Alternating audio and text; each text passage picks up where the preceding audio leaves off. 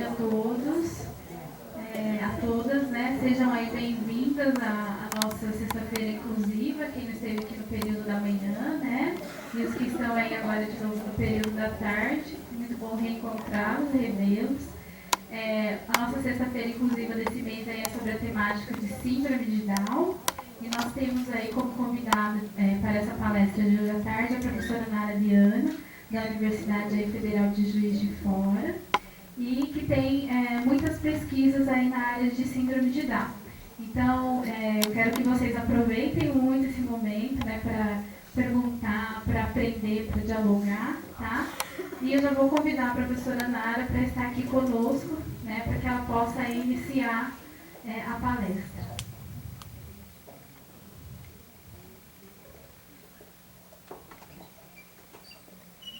Boa tarde. Boa tarde.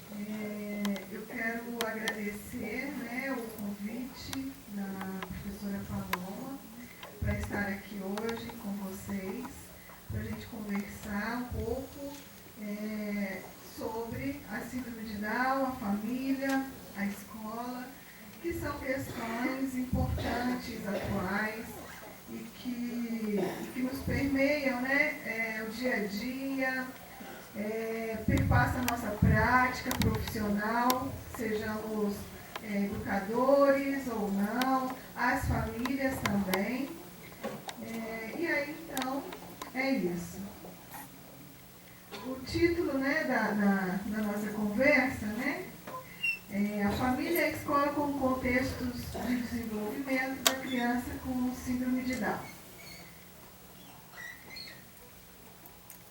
E aí a gente vai falar um pouco, né, sobre as crianças com síndrome de Down, o que é a síndrome de Down, e um pouquinho da história da síndrome de Down, para a gente poder então entender também o desenvolvimento das crianças. Há muitos anos, né, desde então o século XV, em algumas pinturas, em alguns quadros, né, já haviam pessoas, né, sendo retratadas nessas pinturas e que tinham traços das pessoas com síndrome de Down. Então a gente tem registros muito antigos, né, da síndrome de Down. Em 1838, Esquirol faz uma referência à síndrome de Down em um dicionário médico. Mais para frente, então, outros estudiosos, né, também começam a retratar, a descrever características, e muito mais características que a gente chama de características fenotípicas, que são as características da fisionomia deles, né, das pessoas com síndrome de Down, e alguns já descrevendo alguns traços clínicos, né, já observando aí algumas características mais relacionadas, por exemplo, à deficiência intelectual. Então, em 1844, a gente já tem um livro, né, que já se refere à síndrome de Down como uma idiotia do tipo mongoloide. Mais para frente, Eduardo Sagan já denomina de cretinismo fulfuráceo. E tudo isso, todas essas denominações eram muito mais em função do que eles estavam observando naquele momento, identificando como características até então. E o reconhecimento da síndrome de Down como uma manifestação clínica, ela só ocorreu com o trabalho de Langdon Down em 1866. Então, desde essa época, e aí, daí, né, a síndrome de Down ser uma das síndromes mais conhecidas clinicamente, e também devido a isso, nós temos hoje muito mais condição de compreender a clínica da síndrome de Down. E aí, essas pessoas que nascem com síndrome de Down elas também têm tido uma expectativa de vida muito, muito maior hoje, né? Justamente por se ter um conhecimento maior da clínica, de saber, por exemplo, que eles têm uma chance, né? Uma probabilidade de nascer com cardiopatias. Então, eles morriam muito cedo, então, até a gente às vezes ouve, né? Eles morrem cedo. Eles morriam, faleciam muito cedo, muito mais em função das cardiopatias. Então, conhecendo o quadro clínico, fica muito mais fácil da gente encaminhar, fazer os tratamentos que são necessários. Então, hoje, uma criança que nasce com síndrome de Down e que é fácil de ser identificada, né? Fácil assim, pelas características fisionômicas e depois ser confirmada pelo exame específico do cariótipo, ele já tem condição de encaminhar para fazer o cariótipo e para um cardiologista. E por isso a gente tem tido uma sobrevida muito maior. Além disso, é claro, com todos os avanços que nós temos, né, na medicina, na educação, eles também têm tido uma qualidade de vida melhor, assim como todos nós. Então, não são só eles. Todos nós estamos tendo uma qualidade de vida melhor. E eles também. Então, depois desse trabalho inicial, vieram outros trabalhos, né, que contribuíram para aprofundar nesse conhecimento a respeito da síndrome de Down. E em 1959 é que esses dois estudiosos, né, juntamente com seus colaboradores, descreveram quase que simultaneamente a existência de um cromossomo extra. Então, eles é que descobriram que a síndrome de Down tinha, na verdade, uma alteração genética e que era devido a um cromossomo extra, que geralmente é o cromossomo 21. E aí, depois disso, né, a gente tem a descrição, é claro, dos 3 tipos, né, de acometimento, né? Então, a síndrome de Down, ela pode ser por 3 tipos, tá? Então, a gente tem 46 cromossomos, né? E aí, o par 21, ele, ao invés de ser par, ele acaba sendo um trio, né? Acaba tendo um outro cromossomo, que se junta aí ao cromossomo 21. Por isso, é a trissomia do 21. A denominação de síndrome de Down, ela só foi proposta vários anos depois, após outras denominações terem sido usadas. Essas denominações foram imbecilidade mongoloide, idiotia mongoloide, cretinismo furfuráceo, criança mal acamada, criança inacabada, dentre outras. Então, assim, vejam bem o quanto que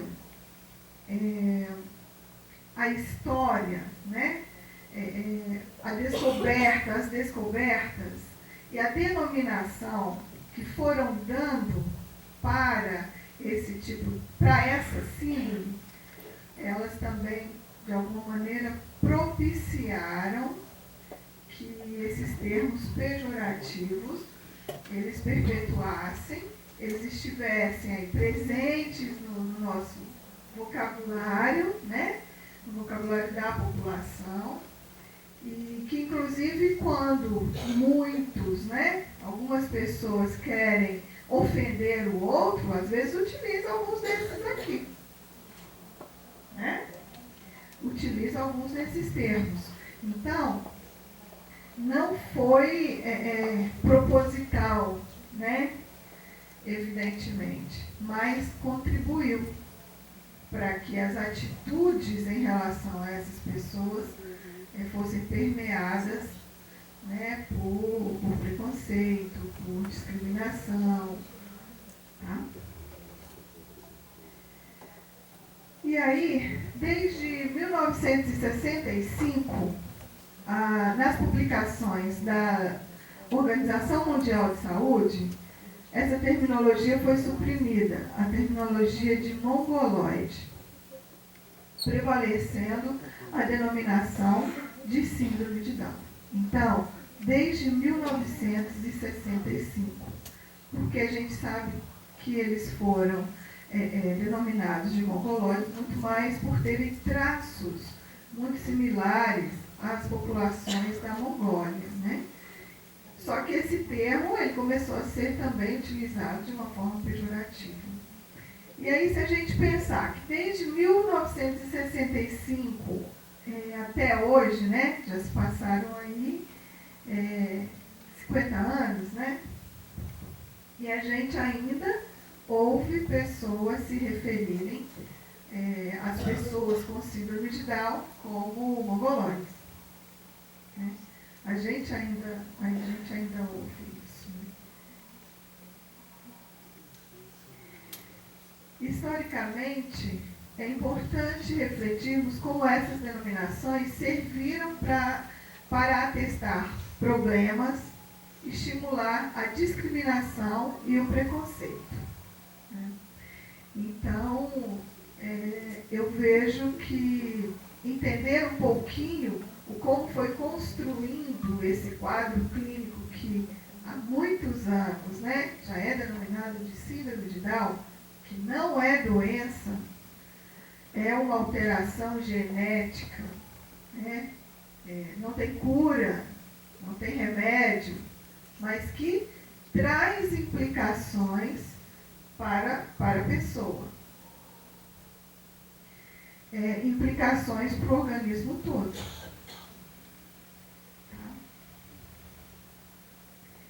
Então, é isso. É uma alteração na constituição cromossômica, no caso, a presença de um cromossomo 21 extra, caracterizando assim uma trissomia simples. Não existe grau de síndrome de Down. Ele parece que tem uma síndrome de Down mais grave. Né? Não tem. Não tem isso. O que tem é as implicações. Ele tem a síndrome de Down. O que vai ter de implicações para o desenvolvimento dele, para o organismo dele, isso vai diferir de pessoa para pessoa. Então, as crianças com síndrome de Down, elas não são iguais. Assim como ninguém é igual a ninguém. Então, algumas vão ter mais facilidades em relação a algumas disciplinas, por exemplo, na sala de aula. Outras podem ser mais amorosas, outras não, podem ser mais emburradinhas, mais agressivas. E aí a gente tem uma interação, não somente uma culpa, né? Não somente da síndrome de Down, ele é assim porque ele tem síndrome de Down. Não. Existe também uma interação desse indivíduo com o seu contexto, com a família, com a sala de aula. Tá? Então, é assim como todos nós, né? Cada um é um, eles também, cada um é um. Só que ele tem a síndrome de Down e que algumas implicações para o desenvolvimento dele vão ser similares. Algumas crianças, por exemplo, com síndrome de Down, têm uma cardiopatia mais simples, um sopro. Outras têm um problema muito mais sério que necessita de imediata intervenção cirúrgica. E aí, muitas vezes, é para sobrevivência mesmo. Necessita daquela intervenção. E isso mostra essa diversidade também no que se refere ao acometimento em função da alteração genética. Então, o cariótipo 47, né, XX mais 21, ou 47XY mais 21, está presente em cerca de 95% dos casos da composição cromossômica das pessoas com síndrome de Down. E aí, as características, né? Então, a gente, não sei se, né, algumas pessoas devem ter visto, assistido Fantástico, né? Está passando aí no Fantástico uma série de reportagens, né, justamente sobre a síndrome de Down. E ele tem falado, né, o Drauzio tem trazido as características dessas pessoas, né? E aí, então, de 40% a 50% apresentam cardiopatias, que é, igual eu falei, pode ser, né, um sopro simples, como pode ser uma outra doença cardíaca que necessite de cirurgia. Tá? Desequilíbrios hormonais e imunológicos. Então, às vezes, eles têm problemas de tireoide, risco de leucemia e mal de Alzheimer. Eles apresentam hipotonia muscular. Então, a hipotonia é no organismo todo. A hipotonia é o fato deles serem mais, vamos dizer assim, mais molinhos, terem mais facilidade para determinados movimentos, mas também tem que ter muito cuidado com alguns movimentos que eles fazem, porque pelo fato de serem hipotônicos, então é como se esses músculos e até mesmo os órgãos, eles ficam muito mais flácidos, né? Para ter uma ideia, tem um adolescente que eu conheço com síndrome de Down, que esses dias a mãe dele me falou que o joelho saiu na aula de educação física. Eu falei, mas como assim saiu? O joelho dele saiu do lugar. Estava correndo, foi chutar a bola e o joelho saiu do lugar. Eu falei, meu Deus, e aí o que o professor fez? Aí o professor, na hora, ficou meio desesperado. Mas aí chamou uma assistência médica, né? E conseguiu, com muito jeito, colocar o joelho no lugar. E ele foi para o hospital e está fazendo fisioterapia, está sendo acompanhado, né? Ficou sendo acompanhado durante algum tempo, teve que imobilizar o joelho, e o joelho sai mesmo, né? Então, justamente por conta da hipotonia.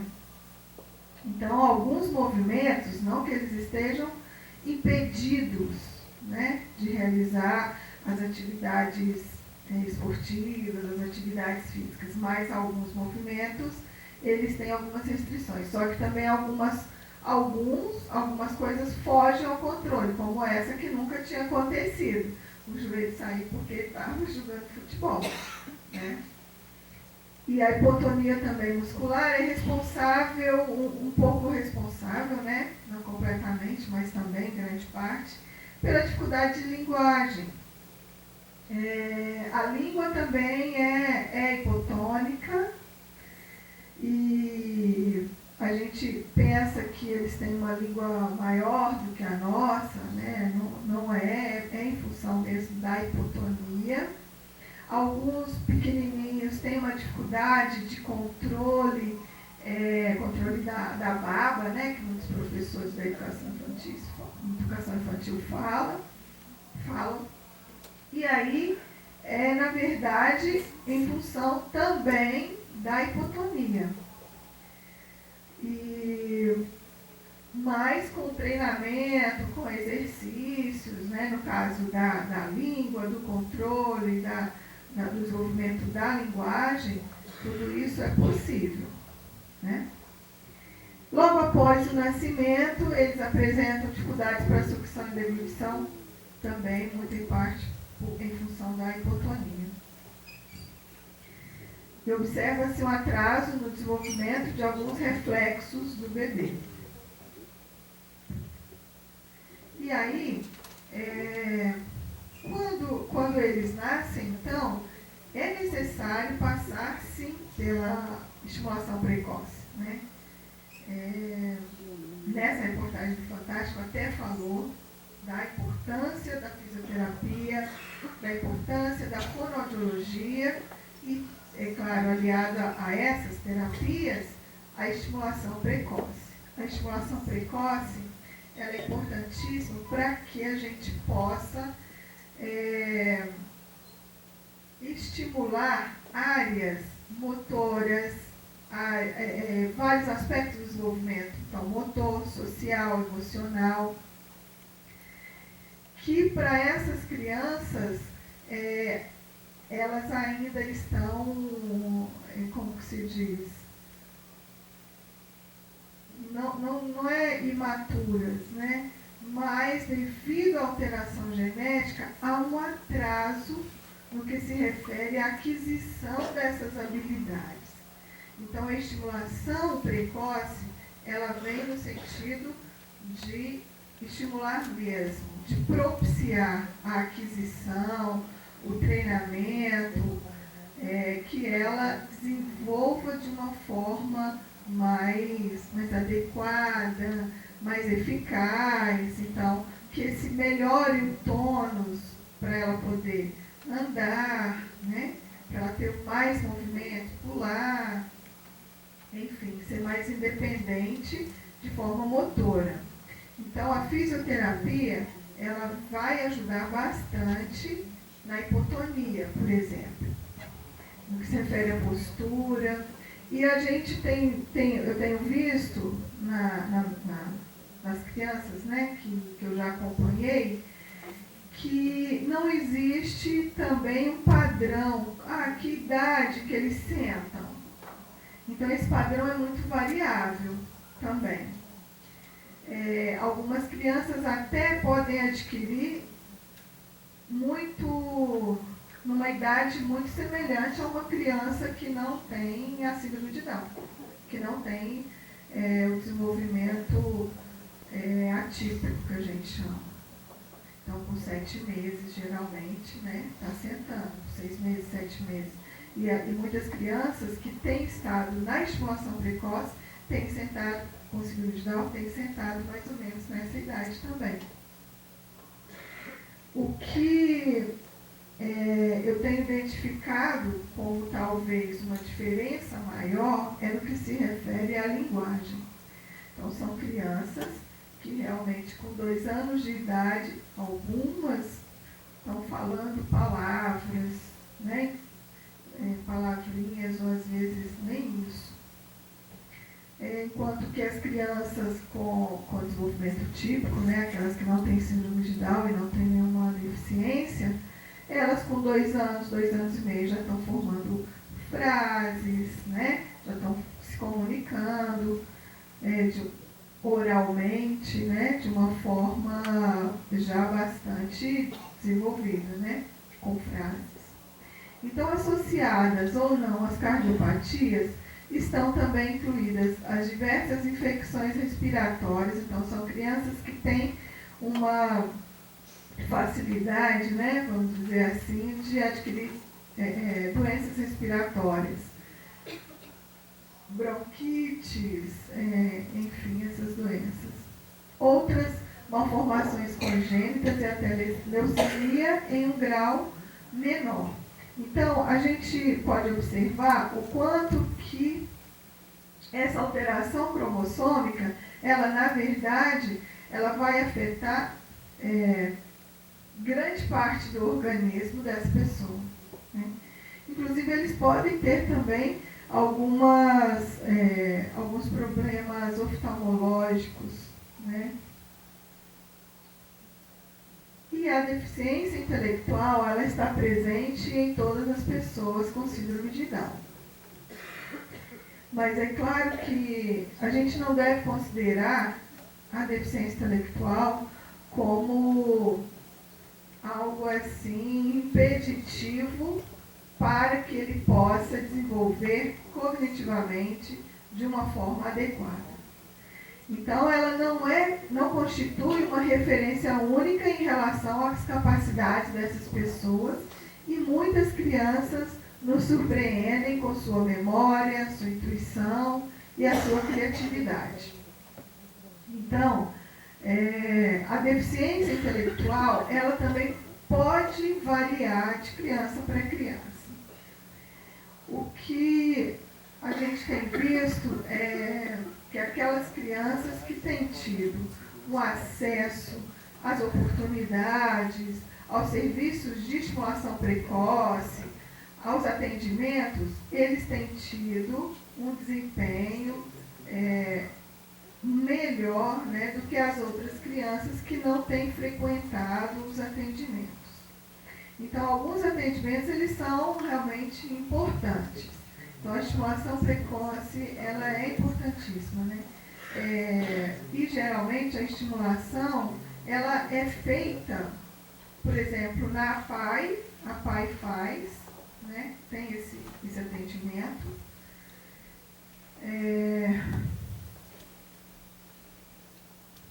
Eu acho que é só, né? E as outras instituições, outras ONGs e instituições de educação especial. Lá em Brasília, a estimulação precoce, até 2010, quando eu estava lá, não sei se continua do mesmo jeito, mas eu acho que sim, ela era feita nos centros de ensino especial. Os centros de ensino especial são escolas públicas, só para as crianças com deficiências, e então tinha um centro, mais ou menos um centro em cada cidade satélite, e no plano piloto 2 centros. Então a gente tinha mais ou menos 13, 15 por aí. E quase todas as satélites, não eram todas. E aí as crianças, elas pelo menos conseguiam um acesso à estimulação precoce numa instituição pública, né? O que é diferente do resto do país, né? Que não tem dentro do sistema público a estimulação precoce, não que eu conheça. Dentro da Secretaria de Educação, né? Dentro das escolas públicas. E quando eu também saí de lá, havia a ideia de que a estimulação ela poderia ser também realizada dentro do Centro de Educação Infantil, porque ela é planejada não apenas para as pessoas com deficiência, mas para qualquer criança que se verificasse a necessidade desse tipo de atendimento. Então, as crianças prematuras, por quê? Porque ela é preventiva. A estimulação precoce, ela tem o objetivo de prevenir dificuldades ou problemas nas áreas de desenvolvimento. Então, motora, intelectual, social, emocional, linguagem. Então, ela vem, na verdade, como um atendimento, um serviço ofertado, mas no sentido de prevenção. Então, as crianças prematuras, cujo pediatra encaminhasse, as crianças de baixo peso, né?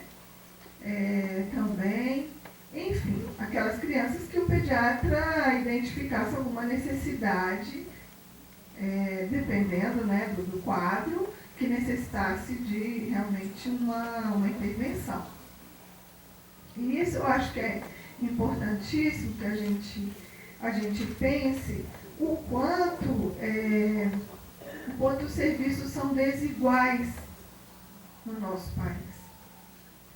Então, a gente tem as pessoas, se a gente pensar na maioria da nossa população que tem filhos com deficiência, que necessitam de um serviço de estimulação precoce e que é essencial, porque pode prevenir, porque vai ajudar, né, é uma necessidade dessa criança, e que muitos deles, muitas vezes, ficam sem o acesso a esse tipo de serviço.